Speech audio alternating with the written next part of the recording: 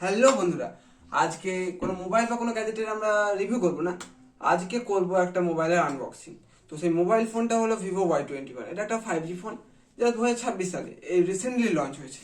তো আজকে আমরা সেই মোবাইল ফোনটারই আনবক্সিং করব।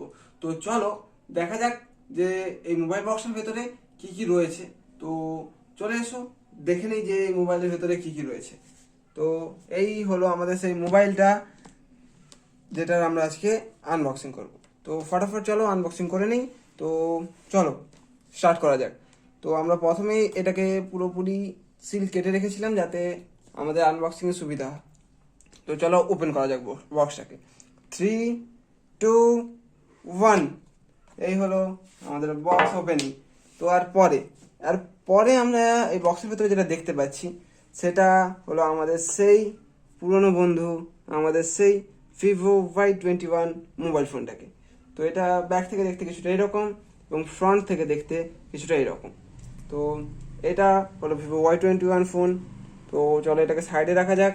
আর পরে আমরা যেটা দেখতে পাচ্ছি সেটা হলো এর সাথে আসা একটা টিপিউ ট্রান্সপারেন্ট কেস। তো এটা বেশ সুন্দর দেখাচ্ছে, এর সাথে বেশ ভালো সেট খাবে। তো চলো একদম সাইডে রাখা যাক।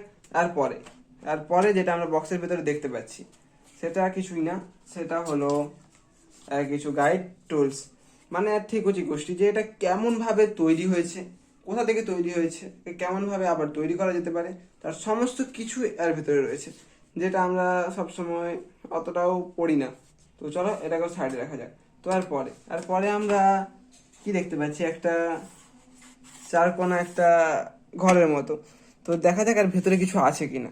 তো চলো এটাকে ওপেন করা যাক। তো 3, 2, 1।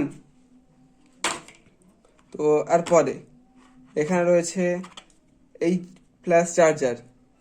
তো এই ফ্ল্যাশ চার্জারটা একটা 44 ওয়াটের একটা ফ্ল্যাশ চার্জার, যেটা আমাদের এই ভিভো Y21 মোবাইল ফোনটাকে মাত্র 1 থেকে 1.5 ঘন্টার মধ্যে ফুল চার্জ করে দেবে। তো আর পরে একে আমরা সাইডে রেখে দিই।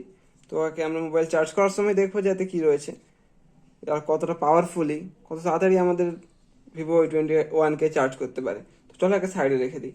তো আর পরে যেটা রয়েছে সেটা হলো আমাদের এই চার্জারের বন্ধু এবং আমাদের ফোনেরও বন্ধু। তো সেটা আর কিছুই নয়, সেটা হচ্ছে আমাদের এই ডাটা কেবল। তো এই ডাটা কেবলটা বেশ মোটা সোটা রয়েছে, বেশ লেন্থি রয়েছে, যেটা বেশ অনেক দিন চলে যাবে। এবং এটা কেন বললাম যে চার্জারের বন্ধু, কারণ একে ছাড়া চার্জার অসম্পূর্ণ এবং মোবাইলটাও অসম্পূর্ণ, কারণ তো চার্জটা বহন করে নিয়ে যায়, তাই না?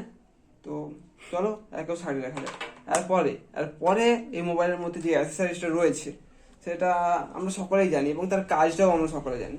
তো চলো দেখে নিই যে আর পরে কি রয়েছে।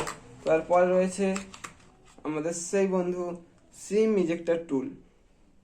ঠিক আছে, তো তোমরা প্লিজ কমেন্টে জানাবে যে এটাকে কেমনভাবে কাজ করাতে হয় এবং এর কাজটা কি। তো এই ছিল আজকের ভিডিও। তো দেখা হবে আবার একটা পরবর্তী ভিডিওতে। তো এই ভিডিওটা যদি তোমাদেরকে ভালো লেগে থাকে প্লিজ চ্যানেলটিকে সাবস্ক্রাইব করো এবং পাশে থাকা বেল আইকনটিকে বাজিয়ে দিও, এবং যদি কিছুটা হলে উপকৃত হও তো একটা লাইক করে দিও। এবং এই মোবাইলেরই রিভিউ ভিডিও খুব তাড়াতাড়ি আসতে চলেছে এই চ্যানেলে। তো ততক্ষণের জন্য টাটা।